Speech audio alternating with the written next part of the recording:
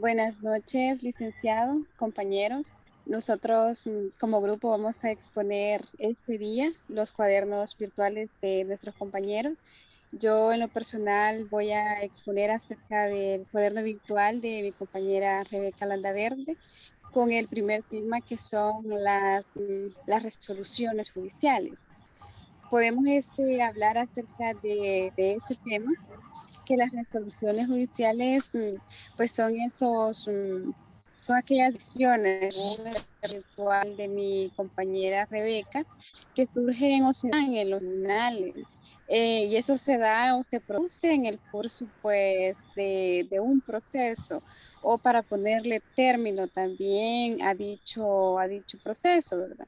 Y eso, pues, se pueden emitir, pueden ser sentencias definitivas, o sentencias interlocutorias. Y también se puede dar por medio de autos o decretos proveídos según lo establece pues mi compañera, que está estipulado en el artículo 212 de nuestra legislación del Código Procesal Civil y Mercantil. Se dice pues que en lo entendido que mi compañera decretó en su cuaderno virtual, que las resoluciones judiciales pueden ser decretos, actos y sentencias. Los decretos, pues, como ella lo entendió, tienen por objeto, y el objeto principal de los decretos, pues, es el impulso y la ordenación material del proceso. Y esto, pues, se da cuando se determina el carácter, pues, de una resolución judicial. Por eso podemos entender que tiene mucha importancia práctica para que se deben cumplir ciertos requisitos para que se den la procedencia de esos recursos. Y así también vamos a hablar acerca de otro tema muy importante, pues que mi compañera Rebeca incluyó en su cuaderno virtual, son las audiencias preparatorias. Y según lo decreta, pues mi compañera, ella expresa que según lo establece el artículo 292 del Código Procesal Civil y Mercantil, este surge con el fin de sanear tanto los procesos civiles como también los procesos mercantiles, que también ambos están pues regulados en nuestro Código Procesal Civil y Mercantil y se debaten entre dos realidades. Por un lado, pues ella expresa y lo entiende de la manera siguiente, que según su naturaleza, pues evidentemente es una forma, es un decir que por regla general es la causa de pedir un documento que debería pues ser incorporado al proceso. El Código Procesal Civil y Mercantil pues plantea en su legislación que esta celebración de dos audiencias, pues se dice que se expresa que existe la audiencia preparatoria y la audiencia probatoria. Por ello, pues no cabe mencionar ni cabe la duda que cada juez formula su propia versión de la audiencia, de tal modo que la forma dependerá de cada caso particular en el caso de la audiencia preparatoria.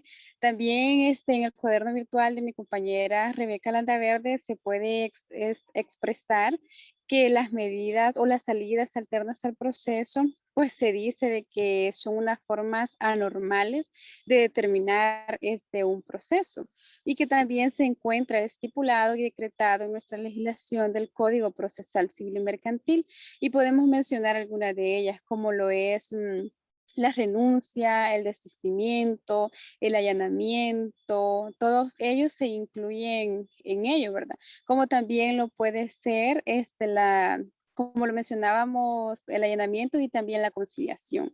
Y para pasar a otro tema, según lo establecido en el cuaderno virtual de mi compañera Rebeca, podemos hablar acerca del régimen de audiencias.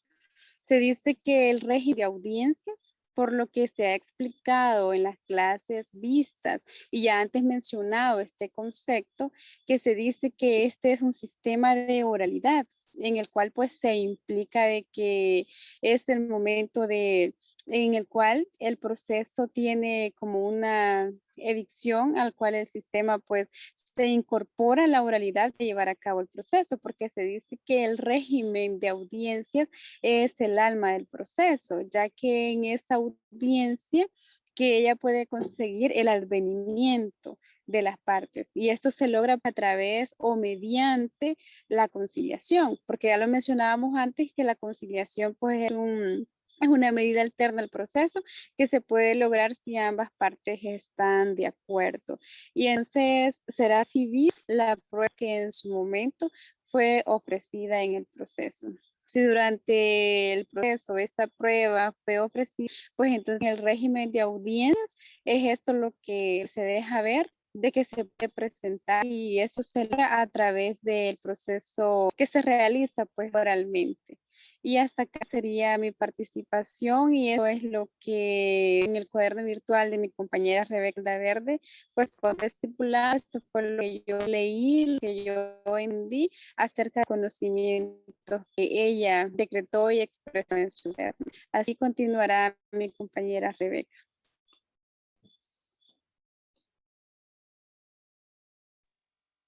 Buenas noches, licenciado y compañeros. Mi nombre es Rebeca Landaverde Palacios. En este momento les voy a hablar sobre el cuaderno virtual de la compañera Mabel Stephanie y nos dice de la siguiente manera. Según lo que establece la doctora Mabel Stephanie, los medios de prueba son los elementos o métodos, instrumentos, testimonios, peritos, documentos, entre otros, que son utilizados por las partes procesales o por el juez para obtener la prueba, ya que se hace una breve descripción de la prueba que se entiende como las razones o motivos que sirven para llevar al juez a la certeza sobre los hechos. Por esa razón es que todo medio probatorio establecemos que es aquel elemento que previo al proceso puede ser que esté en poder de la parte que lo promueve o de un tercero.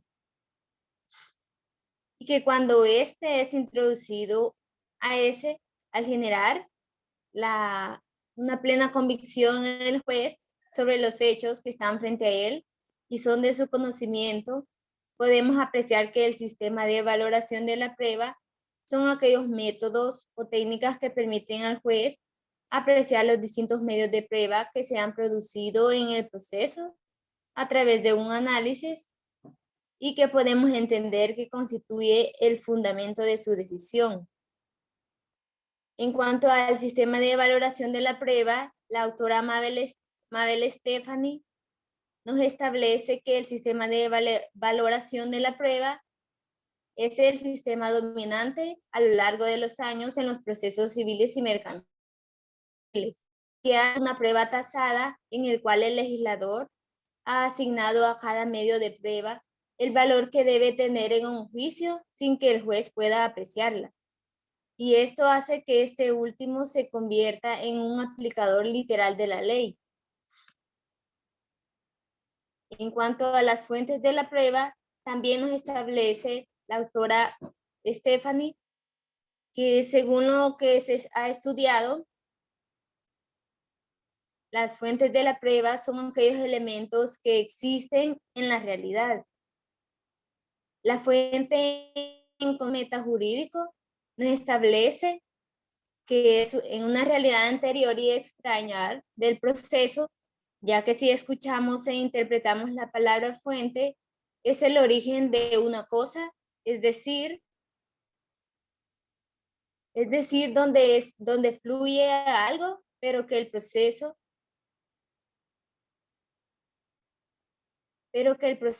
y la fuente puede probar sobre el valor de una persona, el lugar o la cosa que tiene que estar dentro del proceso, en el entendido de que la fuente de prueba es una realidad anterior, exterior e independiente en el proceso.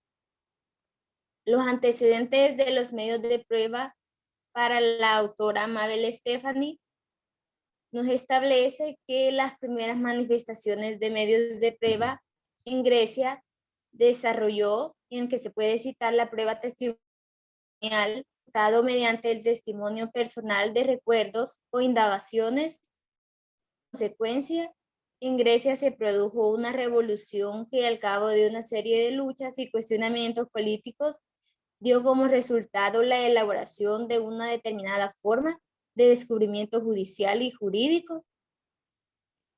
Y tenemos también que la autora Mabel Stephany, sobre los medios probatorios no previstos en la ley, nos establece que en el sentido de explicar un poco acerca de los medios probatorios no previstos en la ley, hace mención a la historia acerca de este precepto legal, que en ese estudio de los medios de prueba podemos distinguir por un lado la reglamentación legal concreta relativa a los diversos sistemas probatorios y el objeto de la admisión en la pertinencia a la iniciativa. En cuanto a los requisitos legales, tenemos lo que es los medios no previstos, que deben cumplir con el requisito impuesto en el artículo 330 del Código de Procedimientos Civiles y Mercantiles, que nos dice que serán admisibles siempre que no afecten la moral o la libertad personal de las partes o terceros. En cuanto a las normas generales de la prueba, está lo que es la proposición de prueba según ha establecido la autora, la cual nos dice que la prueba debe ser propuesta por las partes en la audiencia preparatoria o en la audiencia del procedimiento abreviado. De ahí nos da a conocer lo que es la licitud de la prueba.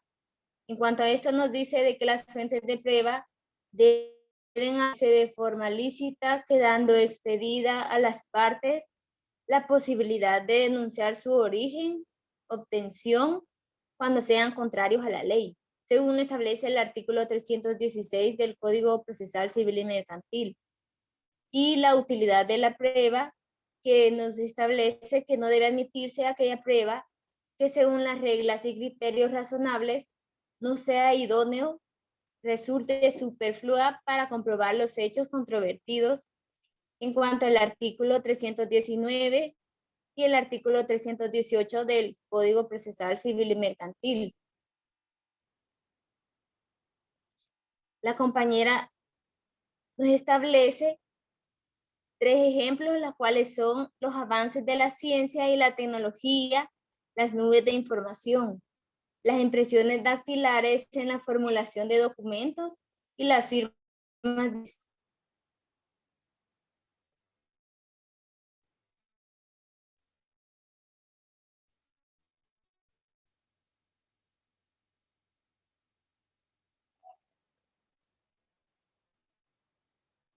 Y es la compañera, la autora Mabel Stephany ha podido establecer dentro de lo que es el análisis personal de su cuaderno virtual. Va a continuar mi compañero.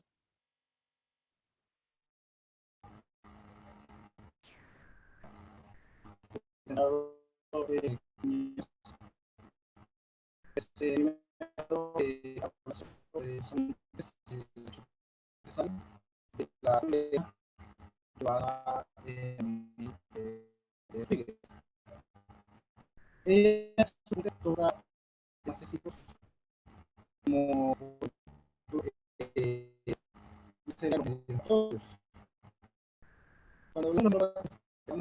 hablamos de acciones de ayuda, puede llegar a una condición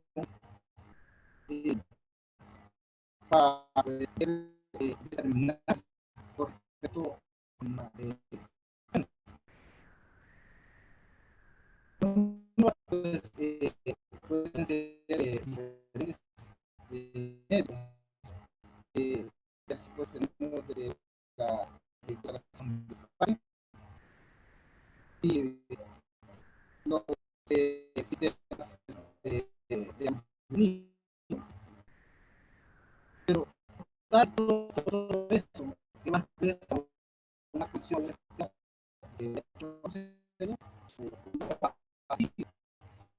por parte dentro de los medios probatorios hablamos de precisamente de prueba. Hablar de prueba es algo de lo que sería el tema extraorsal, porque decimos que una prueba puede estar fuera de lo que es el ámbito funcional. Entonces, ya nosotros hablamos de fuente de prueba. Eso es aquello que llega constituir una prueba para lo que es el medio entonces, hablamos de sería tema extraprocesal y intraprocesal. ¿Cuándo establecí que una que constituye el prueba cuando ya está en la procesal, cuando ya está valida por el sistema y cuando ya está ya entra a todo ese proceso para constituirse como una prueba. Que es en medios probatorios. También la colega Joana nos habla también de los sistemas de organización de prueba en los sabes. Y de los temas de valoración de prueba, pues, podemos ver que es aquello que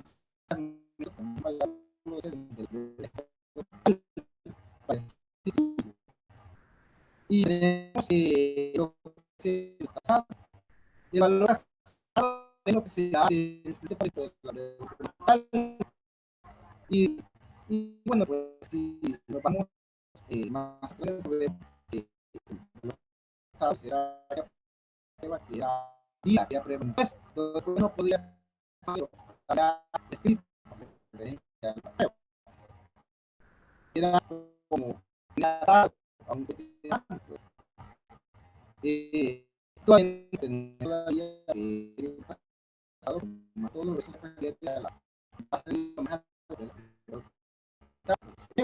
cuando un número eh, forma de un sistema de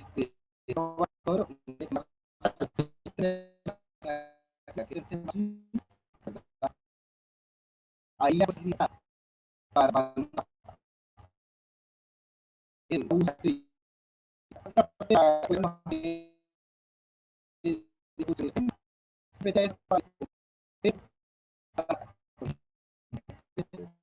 el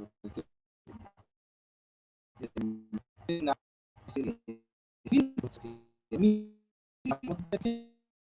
y la misión que ya también tenemos que empezar eso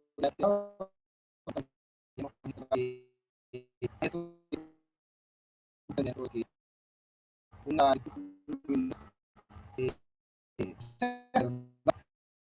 tenía el tiempo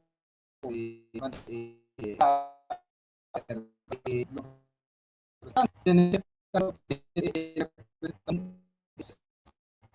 y lo que como dentro de la es un de eso bien lo que es como lo que la sube y esto se ve a que pues dentro de los procesos tribunal pues, la sino que necesidad de eso que allí hay estados que da es interna y regula el proceso de cooperación inicial internacional para después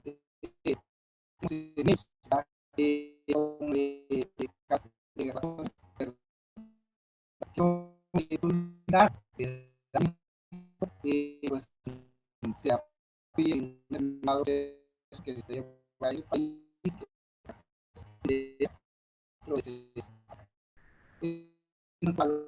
la institución de la eso se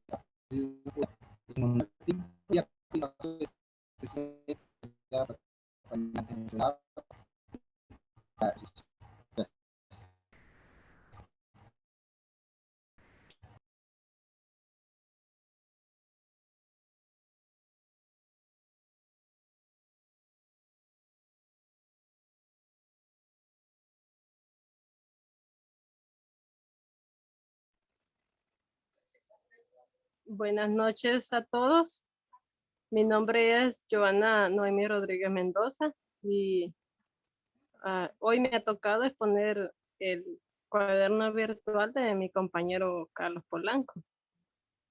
Y dando iniciativas a los temas vistos en clases, para mi compañero Carlos Polanco, según los medios de prueba,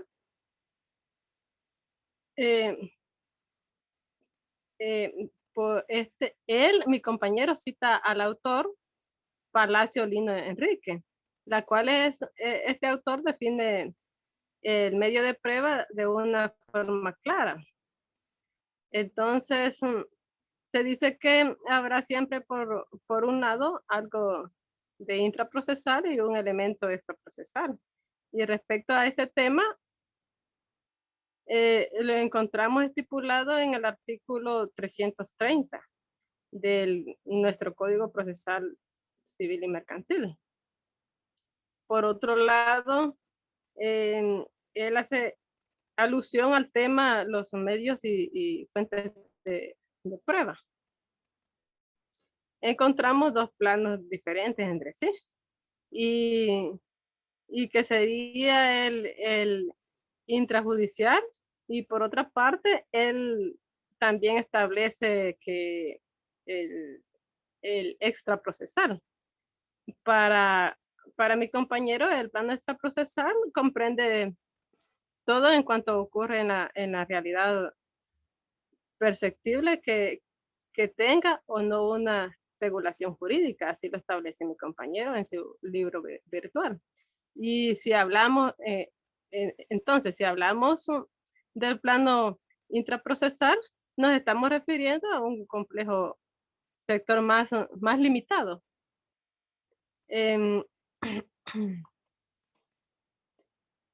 Siguiendo los temas, para mi compañero Carlos Polanco, establece los sistemas de valoración de la prueba. En cuanto a este sistema de valoración, tiene las reglas fundamentales para su desarrollo y para él, son el valor tasado y la sana crítica. Para mi compañero, no, él nos habla entre fuente y medio, siendo del primero en el plano fuera del proceso, es decir, extrajudicial, y el segundo dentro del proceso, que sería judicial, es decir, en un plano intrajudicial.